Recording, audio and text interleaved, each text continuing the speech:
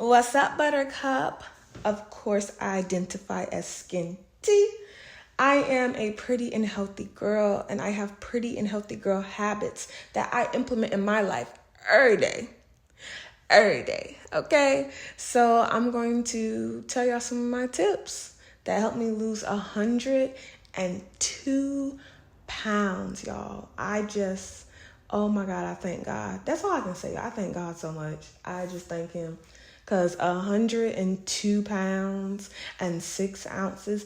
And I'm still shooting for more. I want to lose about another 30 pounds, 35. My goal now is to get to 170 pounds or 165. But right now I'm shooting for 170. So, yep, follow me along the journey. But anyway, let's get into these pretty and healthy girl tips. So, I have to tell y'all, one of my habits that I have learned over this time is knowing my food triggers. You need to know what triggers you.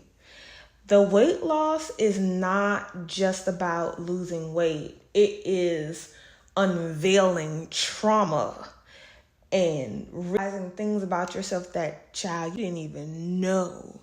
You didn't even know you had all these issues going on.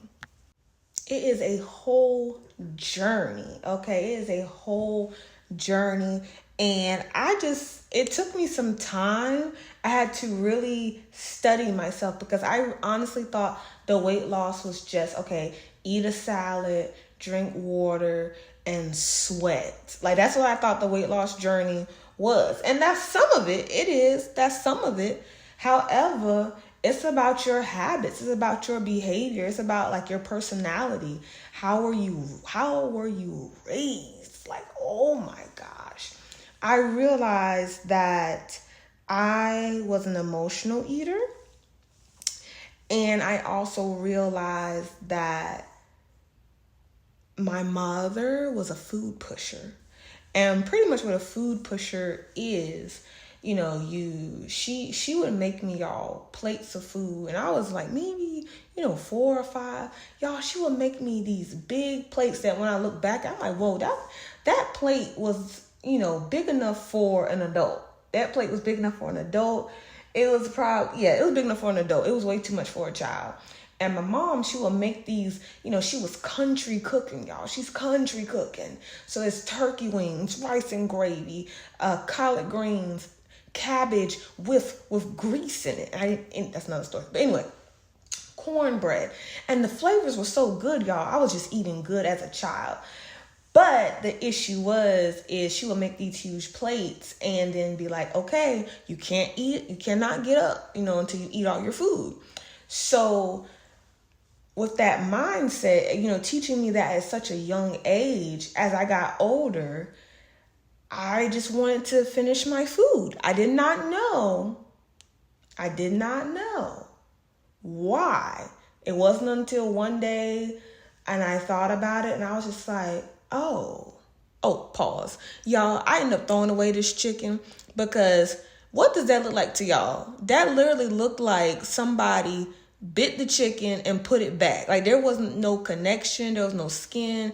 There was no, if the chicken falls off the bone and some of the meat was in the bag, there was nothing. And it was missing a wing. So I just threw that chicken away because it had me thinking way too hard, y'all. So anyway, but back to the habits, the pretty healthy girl habits. Once I realized that, I was like, whoa, I did not know that my mom was a food pusher. And I started thinking even in my adult life when I was trying to lose weight, it was more of she would still cook those things. Like whenever I would say, oh, I want to lose weight and this and that, and she would give me the whole speech of, you're beautiful the way that you are and God made you to be who you are and you're so special. You don't need to lose no weight. You need to love yourself. You need to learn. If you can't love yourself while you are this size, how are you going to love yourself when you're smaller? If you get smaller. And that is a true statement. That is true.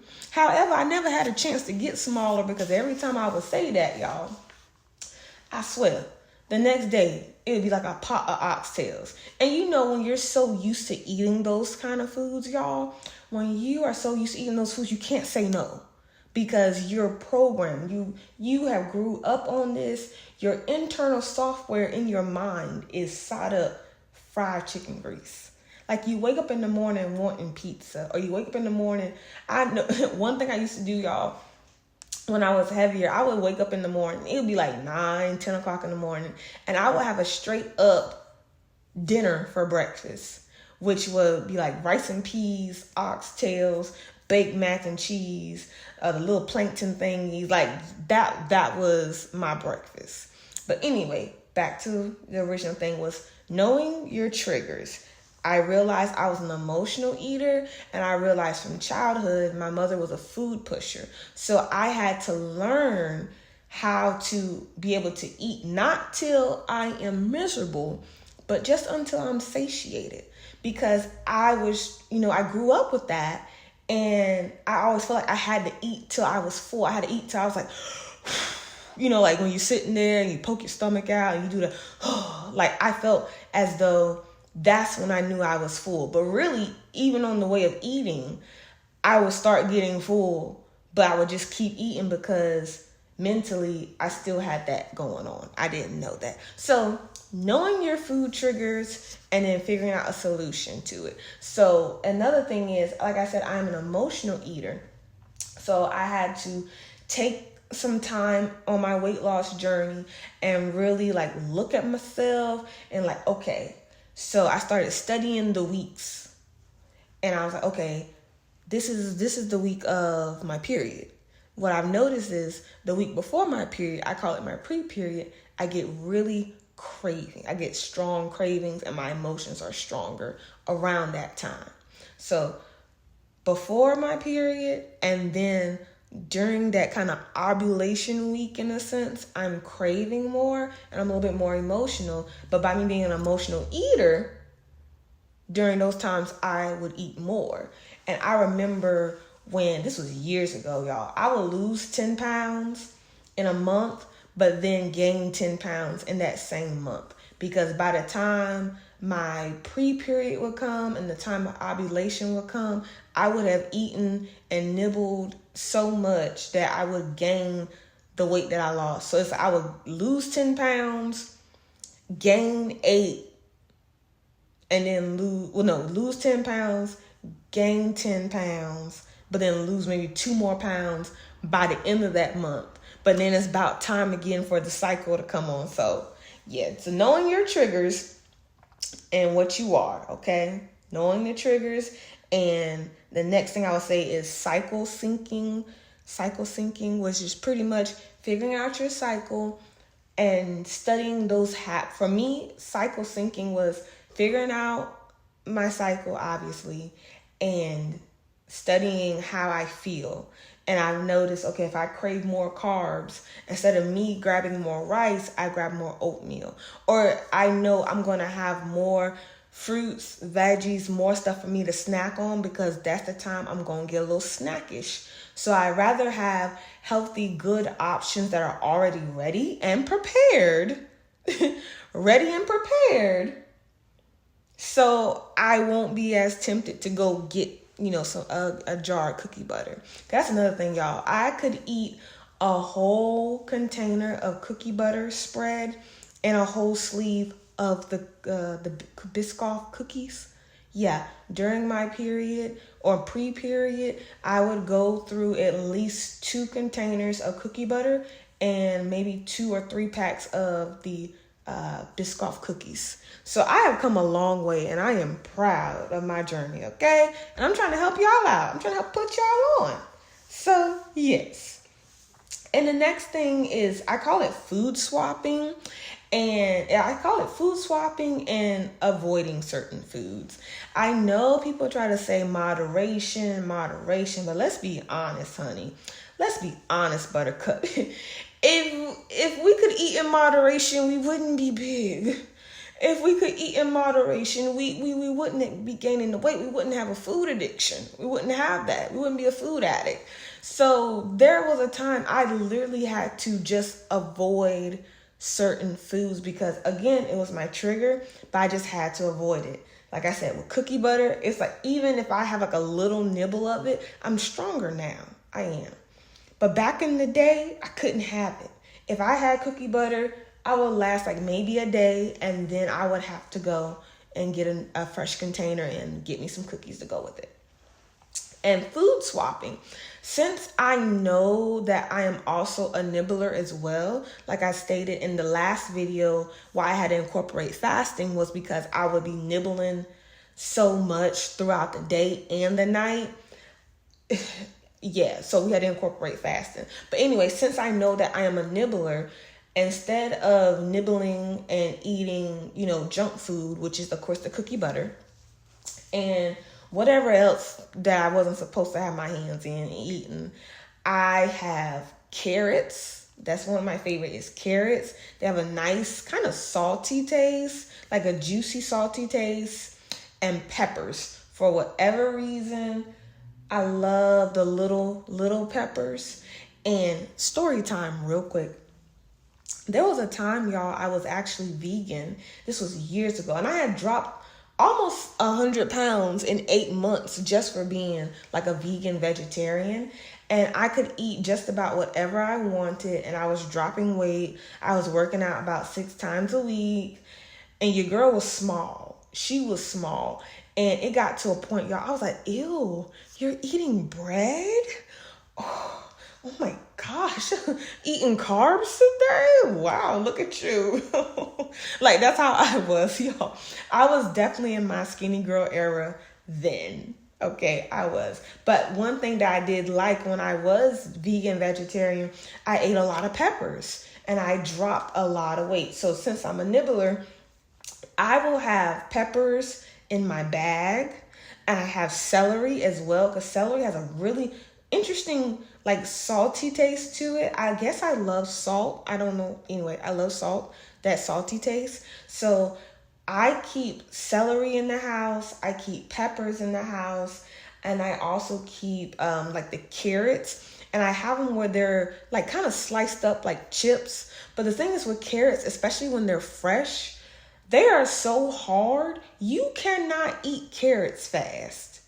You can't. You cannot eat carrots fast. So by the time I grab about 4 or 5 of those carrot chips, I'm kind of done nibbling because I'm tired of chewing. I'm tired of chewing. So yeah, that's one thing. That's what I do. And I love cucumbers. I love me a good cucumber salad, especially a cucumber tomato salad. I got me a cucumber tomato salad about 3 years ago from Panera Bread. I was like, this is so good, and it's only 35 calories. I'm like, I can eat a whole bowl of this, and it's barely 100 calories. So food swapping really helped me out, especially if you're like a volume eater and you're trying to get control of eating large amounts of food.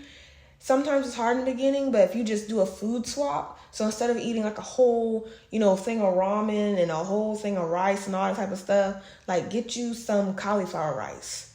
You can eat a huge bowl of cauliflower rice and it'll be no more than 200 or 300 calories. And that's a huge bowl. Like, that's a huge bowl if you're trying to eat that much. I just want to let you know that's a huge bowl. So food swapping helped your girl out so much. It helped me cut calories and volume eating. So yes, and yes. And another pretty and healthy girl habit that I gained kind of recently, I would say I started last year. I started listening to level up content, and I call it pretty girl content. And pretty much it's just full of how to be your best self, things to avoid, just all of this stuff. And I find I like listening to podcasts more than music, because I do like listening to music, but I used to listen to quote unquote worldly music, and I liked it, but I just kind of, not that I felt bad after listening to worldly music, but I was just like, okay, I can't be, So I switched from listening to worldly music to more podcasts. And I felt like with the podcast, it was actually giving me information, and it was giving me things that I could actually implement in my life versus listening to the worldly music, the trap music. Like, yeah, it was a good pump. You know, I had a good pump, a good workout, but now I'm at the job, like, I ain't gonna lie, I was at the job, like, not cussing nobody out, but just at the job, like, ready to pop off. Cause, you know, if you listen to trap music and kind of hip hop music, it's really, you know, like really, like, you know, yeah, kind of puts you in that, like, kind of beast mode in a sense. So it was fine for the gym, but when I stepped outside the gym, it's like, what you growling at people for? They just asked you a question. Chill. So yeah, I like my podcast.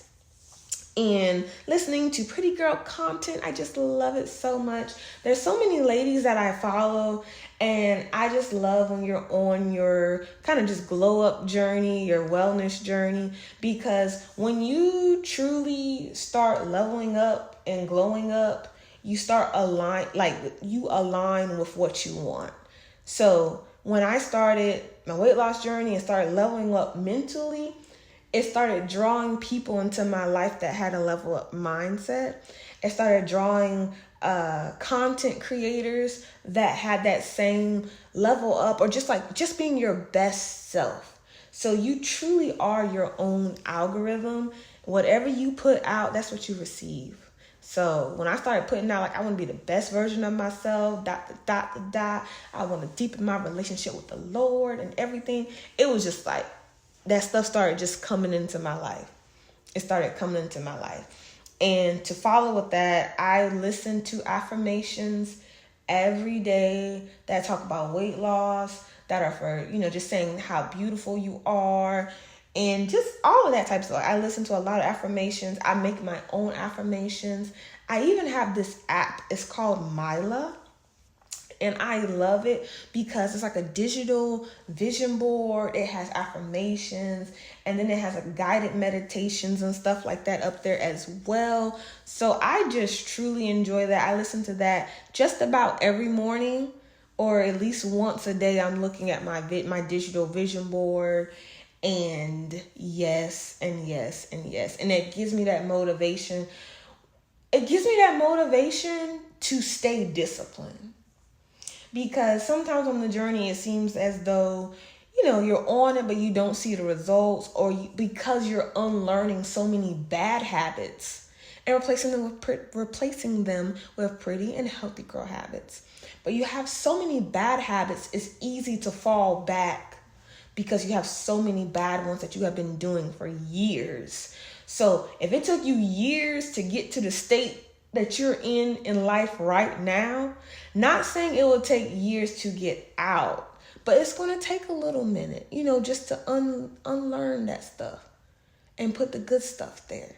So yes. And then my next tip, of course, is listening to the level up content, but I have vision board. I have the vision board app, and ever since I discovered like the AI, y'all, I typed in the AI and I was like, show me at my goal weight. And when it showed, I took a picture of me now, and when it showed me at my goal weight, I almost cried because I was like, that's me? Like, that's me underneath here? Like, I'm loving where I'm at now. I have a jawline, y'all. I have a collarbone. I don't have cankles no more. I have ankles. So it's just so amazing to see myself at a smaller weight, toned and everything. And that has helped me out so much. It has motivated me even more because, you know, especially if you are of a nice size and you lost a lot of weight, you know, you might have skin. Sometimes it seems like you can't tighten and tone up areas, and you can imagine it, but because you've seen yourself big your whole life, it's kind of hard to see yourself smaller. And it almost seems, I don't know. This is just me. But it almost seems like you don't deserve to see yourself smaller because you feel as though you've been big your whole life, and that's been your identity. It's been your personality, kind of. Personality trait, your identity trait, whatever you want to call it. So it's like to see yourself small, it's like, what? Me being small? No, I'm known for being, you know, curvy, juicy, big bone. It's like, nah, girl, you're just big. Like how Medea's like, you're just big, maybe. You're just big. You're huge. And that's fine. We're working on it. So, but yes, I love my vision board, and I love using AI for my digital vision board. And it shows me with flowers. It shows me like with my husband. Like it just shows me just different things, like me on vacation. So it's just like when I see myself smaller in that state, it's just so amazing. I can actually connect with it more because I do love vision boards. I do. But sometimes when you see like the smaller women, and it's like they look great and you want to be like that, but sometimes depending on your state of mind, it's hard to really see yourself as smaller. So that's why I said I love using AI as my vision board, my digital vision board, and it shows me how I'm looking. Like she's looking so beautiful, she's smiling, she's radiant, she's confident. And I just, every day I'm working more to get towards her. And every day, okay, hold on. Every day I'm getting closer and closer to her. I am becoming her. I am her now. I eat like her. I work out like her. I dress like her. So that has given me such a confidence boost, and I just been feeling myself. But anyway, y'all, I talked so much. There's going to be more videos with more pretty and healthy girl tips, but this will wrap up this video. So, but before we go, I have to ask you some questions. Did you have a green juice today? Have you had your pretty and healthy girl walk today? Did you meal prep today? If you didn't, get it done now. Until next time, Buttercup. Bye.